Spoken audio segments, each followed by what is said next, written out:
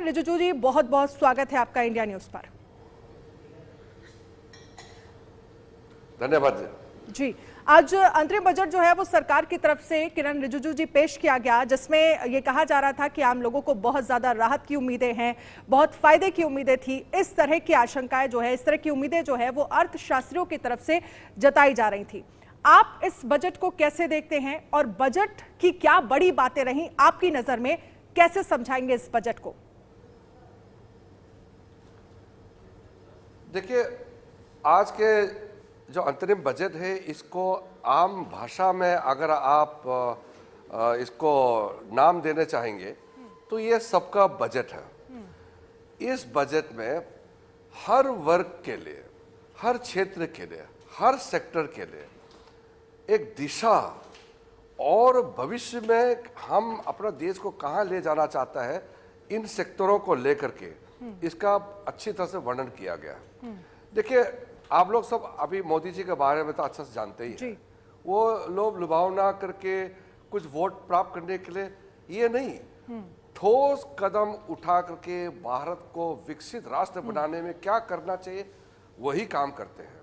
इसलिए आज के बजट में चाहे आप किसानों के लिए देख लीजिए, जो कार्यक्रम और जो आगे सरकार की तरफ से करने वाले हैं उसका जिक्र हुआ। युवाओं के लिए देखिए, महिलाओं के लिए, हमारा जो डिफेंस फोर्सेस के लिए, आत्मनिर्भर भारत बनाने के लिए जो मेक इन इंडिया के बारे में, फिर कैपिटल एक्सपेंडिचर में इतना बड़ा क्वांटम जंप होना, फिर इंफ्रास्ट्रक्चर जो आप देखेंगे, चाहे वो रेलवेज हो, हाईवेज हो, या चाहे आप इसका एयरपोर्ट्स आप जो नए बनाए उड़ान स्कीम के तहत, या आप सी नेविगेशन के लिए हमारे जो बंदरगाह विकसित करने के लिए, हेल्थ सेक्टर के लिए, साइंस मिनिस्ट्री जो, जैसे कि मैं साइंस डिपार्टमेंट का मंत्री हूँ, रिसर्च के लिए कभी भी कोई बजट में ऐसा जिक्र हुआ ही नहीं है। और साइंस मिनिस्ट्री वोट नहीं डालते हैं, लेकिन साइंस ऐसा चीज है, रिसर्च अनुसंधान, इसी से आत्मनिर्भर बनेगा। उसके बारे में जो जिक्र हुआ, ये वोट के लिए नहीं है, ये देश बनाने का बजट है। इसलिए आज का बजट संपूर्ण रूप से ये दिखाता है कि अगले 3 साल के अंदर में हम $5 ट्रिलियन इकोनॉमी कैसे बनना है, उसका पुख्ता न्यू आज के बजट में दिखाई दिया। और फिर अगले 25 साल में, अमृतकाल के समय में 2037 तक भारत को विकसित राष्ट्र कैसे बनाना है, उसका पूरा लेखा जोखा आज के अंतरिम बजट में दिखाई दिया। फिर जुलाई में जब फुल बजट आएंगे तो आज के अंतरिम बजट को फिर विस्तार करके जो शेप देंगे, वो तो वित्त मंत्री जी ने आज जिक्र किया ही है। तो हम एक मंत्री होने के नाते ही नहीं, एक भारतीय होने के नाते बहुत फक्र महसूस करते हैं कि मोदी जी के नेतृत्व में इतना शानदार बजट पेश किया और राष्ट्र को एक नई ऊंचाई पर ले जाएंगे। जी, इसके साथ ही प्रधानमंत्री नरेंद्र मोदी की तरफ से ये नारा दिया गया, जय जवान, जय विज्ञान, जय किसान और जय अनुसंधान, जिसमें आपका डिपार्टमेंट भी आता है। आप इसे कैसे देखते हैं? और जब साइंस के क्षेत्र में सरकार बढ़ने की बात कहती है तो जाहिर सी बात है, उसे आम लोगों से भी और आज का जो यूथ है उससे भी जोड़ा जाता है। मैं तो बहुत एक्साइटेड हूँ। कल राष्ट्रपति जी का अभिभाषण में भी मेंशन हुआ, आज बजट में भी, चाहे हमारा क्लाइमेट साइंस, क्योंकि क्लाइमेट बहुत बड़ा विषय है। तो मेरा विभाग जो इंडिया मीटरोलॉजिकल डिपार्टमेंट, हम लोग साइंस के माध्यम से क्लाइमेट को कैसे हम हैंडल करना है। फिर डीप ओशन मिशन, जो हमारा समुद्रयान का जो अभी हमारा मिशन चल रहा है, उसको कैसे बल दिया जाए। ब्लू इकोनॉमी 2, आज जो फाइनेंस मिनिस्टर ने जिक्र किया कि हमारा इतना बड़ा सागर, दुनिया का जो 75% जो है वो सागर है। सागर हमारा देश का अर्थव्यवस्था में कितना कंट्रीब्यूट करेगा, oceans contribution to Indian economy, ये सारा ब्लूप्रिंट पूरा तैयार करके आज जो बजट में जिक्र किया हुआ है, मैं एक्साइटेड हूँ। और मेरे मंत्रालय में हम लोगों ने जितने भी जो बजट एलोकेशन किया है, कैबिनेट में अप्रूव किया है, उसको ठोस रूप से कैसे कार्रवाई करके इसका इम्प्लीमेंटेशन करना है, किसी भी एक सेक्टर में हम पीछे नहीं है। मैंने कल ही बजट, मेरा मंत्रालय का जो बजट लिया, मैं प्राउडली कह सकता हूं कि हमारा लगभग 90% जो प्रोजेक्ट अप्रूव हुआ है मेरे मंत्रालय का चाहे वो जियोस्फीयर का हो, चाहे क्लाइमेटोलॉजी का हो, चाहे वो हाइड्रोस्फीयर सागर का हो, चाहे वो भू विज्ञान का हो, सारे क्षेत्र में हमने अपना लक्ष्य की तरफ पूरे शक्ति के साथ सफलतापूर्वक आगे बढ़ रहा है। और आज के जो अनुसंधान के बारे में मोदी जी का जो नया नारा है जी। वो डायरेक्टली हमारा मिनिस्ट्री को इतना बल देता है। हमारा साइंटिस्ट, सारे वैज्ञानिक बहुत ही उत्साहित है। मैं खुद मंत्री होने के नाते मैं तो उत्साहित हूं ही, पूरा मंत्रालय, पूरा सेक्टर उत्साहित है। इसलिए चाहे साइंटिस्ट हो, खिलाड़ी हो, चाहे वो फौजी हो, चाहे वो हमारा महिला हो, युवा हो, कोई भी हो, किसान हो, गरीब, आदिवासी, सारे के सारे लोग उत्साहित हैं। और ये बजट देश के लिए मतलब इतना एक खुश माहौल पैदा करने वाला बजट है। प्रधानमंत्री जी कहते हैं कि ये 2047 के विकसित भारत की बुनियाद को मजबूत करने वाला बजट है। आप इसे कैसे समझाएंगे? बिल्कुल, जो 2047 में भारत को विकसित राष्ट्र बनाने का है, काम अभी करेगा तभी हम 25 साल के बाद विकसित होगा। अभी हम सिर्फ डायलॉग मारेंगे, हम सिर्फ सपना देखेंगे, उससे तो होगा नहीं।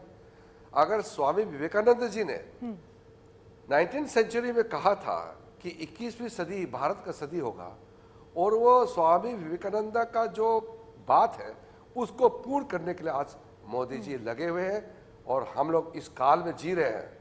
मैं अपने आप को भाग्यवान मानता हूं कि हमारा सपना पूरा हो रहा है। लेकिन अगर हम पिछले तमाम राज्यों का जिक्र करें, जब रिजल्ट सामने आया तो हमने देखा कि किस तरह से महिलाओं ने मोदी सरकार की तरफ रुझान दिखाया। इस बजट में उनके लिए क्या है? महिलाओं के लिए तो आप चाहे द्रोण दीदी, लाखपति दीदी का जो स्कीम आप लॉन्च किया है सेपरेटली, और महिलाओं आंगनवाड़ियों के लिए जितना भी आप आज का जो बजट को देखेंगे तो महिला तो सबसे उत्साहित होना चाहिए। युवा, महिला, किसान और गरीब, ये चार जो पिलर है जो प्रधानमंत्री जी ने जिक्र किया है कि हमारा ये फाउंडेशन है, और ये चार पिलर है, गरीब, महिला, युवा और किसान, और ये पूरा चार फाउंडेशन है। ये और मजबूत होगा, आज के बजट से और भी ज्यादा मजबूत होगा। मध्यम वर्ग जो ये कहता आया है, अपने आप को ठगा हुआ महसूस करता आया है, मध्यम वर्ग के लिए और टैक्स पेयर्स को लेकर अगर हम बात करें, क्योंकि किसी तरह का कोई बदलाव जो है वो, क्योंकि आप लोगों की तरफ से ये दावा भी किया गया कि टैक्स कलेक्शन जो है वो 3 गुना बढ़ा है अगर हम पिछले 10 सालों की बात करें, लेकिन टैक्स स्लैब में कोई बदलाव नहीं किया गया और कोई फायदा फिलहाल जो है वो मिडिल क्लास को यहाँ पर नहीं नजर आया, ये मध्यम वर्ग कह रहा है। इस पर आप क्या कहेंगे? अरे आप उल्टा कह रहे हैं। मिडिल क्लास तो सबसे ज्यादा खुश होना चाहिए। आपका भी अगर हम कहेंगे तो आपका भी तो इनकम पिछले 5-6 साल में बढ़ी होगी। सबका इनकम में इजाफा हुआ है, सबका अपना पॉकेट में पैसा तो ज्यादा आया। लेकिन कह रहे हैं टैक्स पेयर्स ही कह रहे हैं कि अगर कुछ छूट मिलती, कुछ बदलाव अगर होता तो उम्मीदें बनी रहती। अरे तो 7 लाख तक आपका कोई टैक्स नहीं भरना है, आपका इनकम टैक्स का छूट है। 1 रुपया का एक्स्ट्रा बर्डन आपको नहीं ऊपर में लगाया गया है। इससे बड़ी राहत क्या हो सकता है, आप बताइए। ये तो मिडिल क्लास तो उत्साहित होना चाहिए और उत्साहित है भी। हम सब मिडिल क्लास के लोग हैं। 5 साल में 2 करोड़ मकान बनेंगे ये कहा गया, 3 रेल कॉरिडोर बनेंगे, 40,000 वंदे भारत ट्रेन के डिब्बे बनेंगे। ये खर्चा ही खर्चा, रेवेन्यू कैसे जनरेट करेंगे, पैसा कहां से आएगा इन सब के लिए, इसके बारे में क्या कहेंगे? जब एक बहुत ही कॉन्फिडेंट राष्ट्र कुछ फैसला करता है तो उसको मालूम है कि हमारा आमदनी कहां से आएगा और हमको खर्चा कैसे करना है, कहां करना है।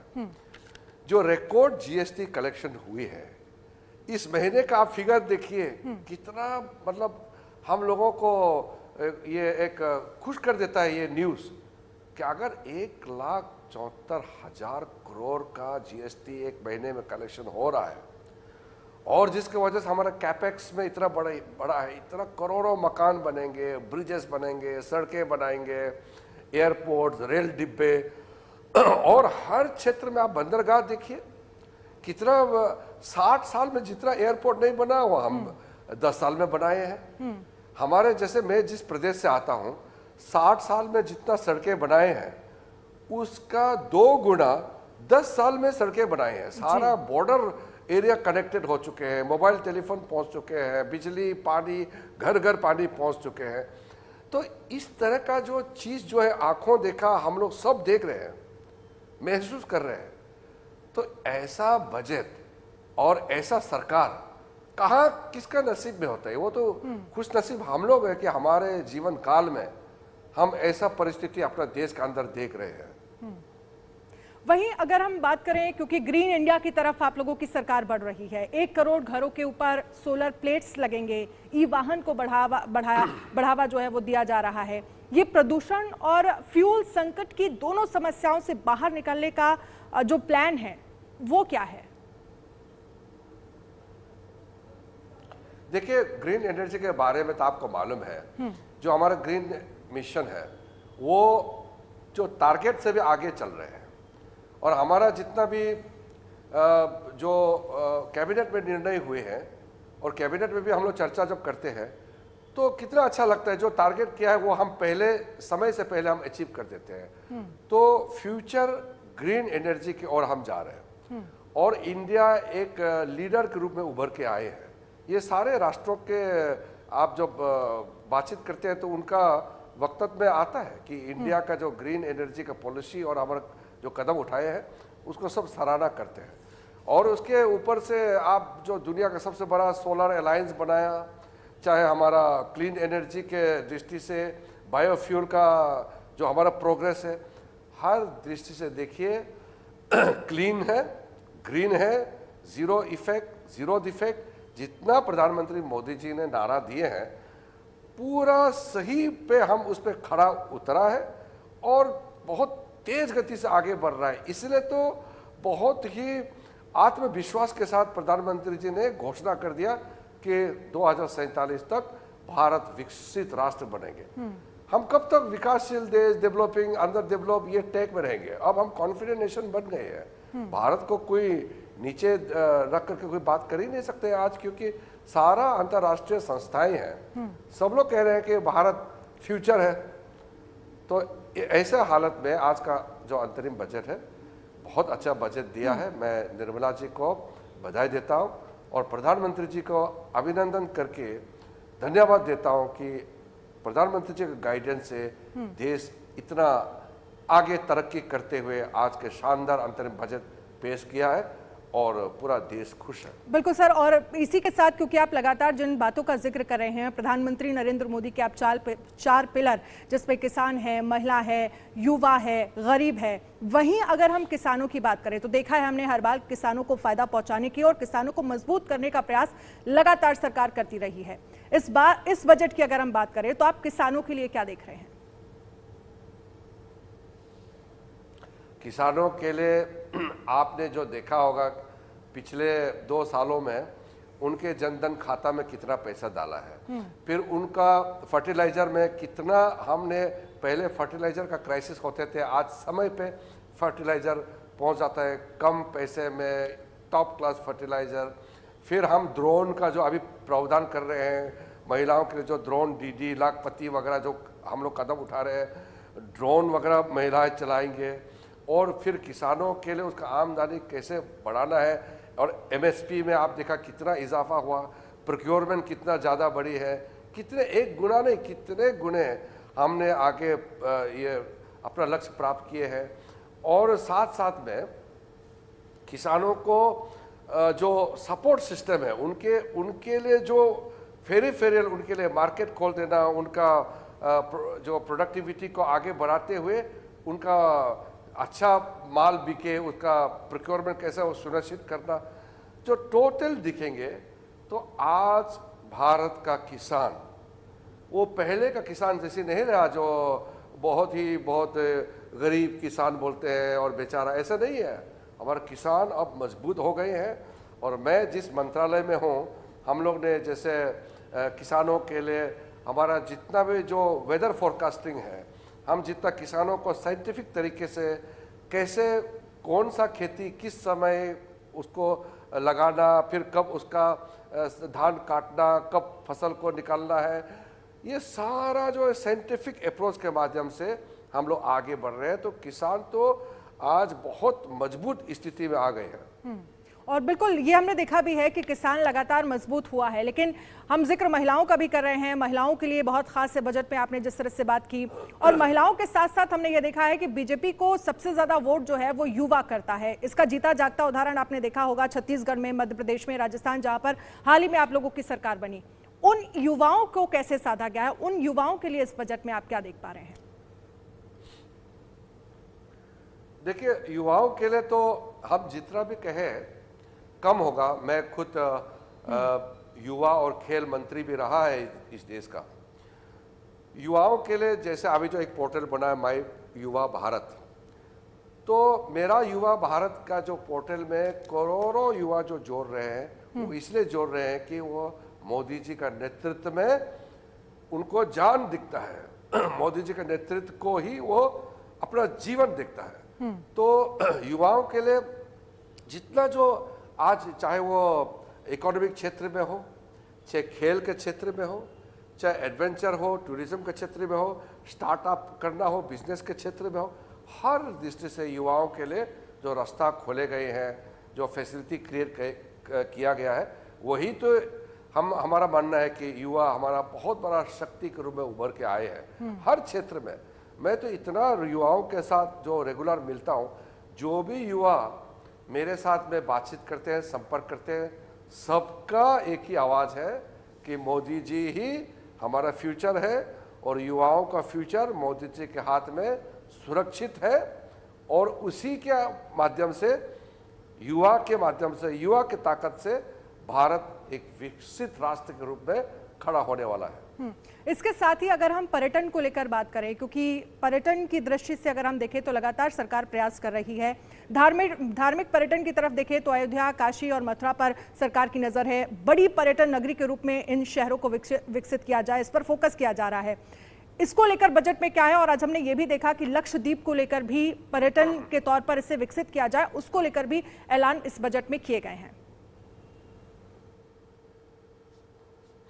देखिए, हमारा देश का ये भाग्य है कि हमारा देश का प्रधानमंत्री ही हमारा देश का सबसे बड़ा ब्रांड एम्बेसडर है जी। प्रधानमंत्री जिस जगह जाते हैं, फोटो ट्वीट करते हैं, वो प्रमोट करते हैं, उस जगह में लाखों टूरिस्ट कुछ दिनों में पहुंच जाते हैं। बिल्कुल। आज विदेशों में भी जो मोदी जी का क्रेज है वो एक अतुल्य है। मैं जब फिजी गई, फिर मॉरिशस गई, और मैं यहाँ ये जापान गई, मंगोलिया गई, रशिया गई, जहाँ जहाँ मैं गया हूँ वहाँ भी मोदी जी के बारे में सबका कहना है कि आपका नेता, भारत का प्रधानमंत्री ताकतवर नेता है, बड़ा अच्छा नेता है और विजिबिलिटी है। तो मोदी जी ने जो देश को प्रमोट किया, हमारा जो टूरिस्ट विजिटर्स है उसमें कितना इजाफा हुआ है। चाहे मालदीव्स हो, अंडमान हो, चाहे अरुणाचल प्रदेश हो, लद्दाख हो, चाहे राजस्थान हो, केरल हो, हमारा देश में टूरिज्म का पोटेंशियल का तो कोई सीमा नहीं है। साथ साथ जो स्पिरिचुअल टूरिज्म है वो भी बहुत इजाफा हुआ है। चाहे बौद्ध का सर्किट है, बुद्धिस्ट सर्किट जो बोलते हैं, चाहे बौद्ध गया, सारनाथ, कुशीनगर, ये सारा को लिंक करना, और कई बौद्ध का हमारा इम्पोर्टेंट जो यहाँ पिलग्रिमेज सेंटर्स हैं देश पर, या हिंदू का जितना सेंटर जो आप देखा है, चाहे वो केदारनाथ, बद्रीनाथ, अपने बनारस में हो, या राम मंदिर हो, या कहीं भी जाओ, या आप इस दिशा से मुस्लिम का हो, हर धर्म के, चाहे सिख हो, सबके लिए जो तीर्थ स्थान है वो भी एक बड़ा टूरिस्ट स्पॉट है। और जो स्पिरिचुअल टूरिज्म है, हिमालय में जाते हैं लोग, केरल में जाते हैं, कहीं भी जाते। तो हमारा देश, देखिए, पहले हमारा देश टूरिज्म का जो लिस्ट है वो पायदान में हम बहुत पीछे खड़ा था, हम तो लिस्ट में नाम नहीं आते थे। अब हम उभर करके हमारा टॉप 20 के आसपास पहुंचे हैं। और जैसे मोदी जी ने पुश कर रहे हैं, मैं तो ये देख रहा हूं कि अगले 10 साल के अंदर में भारत विश्व का टॉप टूरिस्ट डेस्टिनेशन में से उभर के आएंगे। जैसे हम तीसरे बड़े अर्थव्यवस्था वाला देश बनने वाला है, उसी प्रकार से टूरिज्म डेस्टिनेशन के हिसाब से भी हम टॉप 5 में मुझे लगता है कि हम अगले 10 साल तक आ जाएंगे। ये मोदी जी के नेतृत्व की वजह से मुझे साफ साफ दिखाई दे रहा है। बिल्कुल, एक आखिरी सवाल सर, ये समझना चाहेंगे पूर्वोत्तर के राज्यों को कैसे आप इस बजट के को में देखते हैं, क्या स्कीम्स आप देख पा रहे हैं?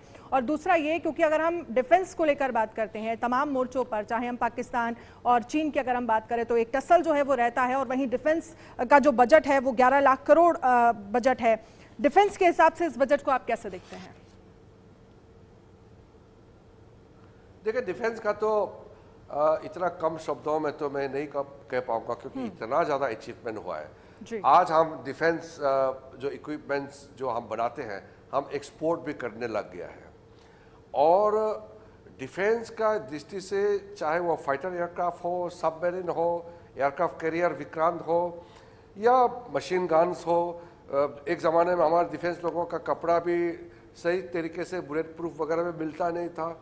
सारा चीज़ों का समाधान करते हुए एक बहुत बड़ा हम एक डिफेंस ताकत जो एक बड़ा देश के पास होना चाहिए वो हमारे पास अब होने लगा है। और साथ साथ में जो डिफेंस स्ट्रेटेजिक रोड्स बने हैं, जैसे मैं अरुणाचल का बारे में बताऊं, पिछले 60 सालों में डिफेंस रोड और जो आम रास्ता है बॉर्डर एरिया में जितना 60 साल में बने हैं उसका 2 गुना पिछले 10 साल का अंदर में बने हैं। अब हमारा लास्ट विलेज नहीं है और फर्स्ट विलेज बन गए हैं। Vibrant village program North East को आप देखा जाएगा तो मैं कहूँ कि मणिपुर में अनफॉर्चुनेटली घटना जो हुए हैं उसके बारे में लोग दुखी जाहिर करते हैं और हम लोग भी दुखी हैं। 2 कम्युनिटी के बीच में क्लैश है, वो धीरे धीरे ठीक हो रहा है। वो घटना का छोड़ के नॉर्थ ईस्ट पिछले 9 सालों में 10,000 लगभग लोग मिलिटेंसी छोड़ के सरेंडर करके मुख्य धारा में आ गए हैं। जहां हमारा अरुणाचल प्रदेश में 10 साल पहले एक भी डबल लेन रास्ता हाईवे नहीं था, आज अरुणाचल का 100% डिस्ट्रिक्ट हेडक्वार्टर में नेशनल हाईवे कनेक्ट हो चुके हैं। हर गांव, हर बॉर्डर एरिया में मोबाइल नेटवर्क पहुंच गया है, पानी पहुंच गया, बिजली पहुंच रहा है।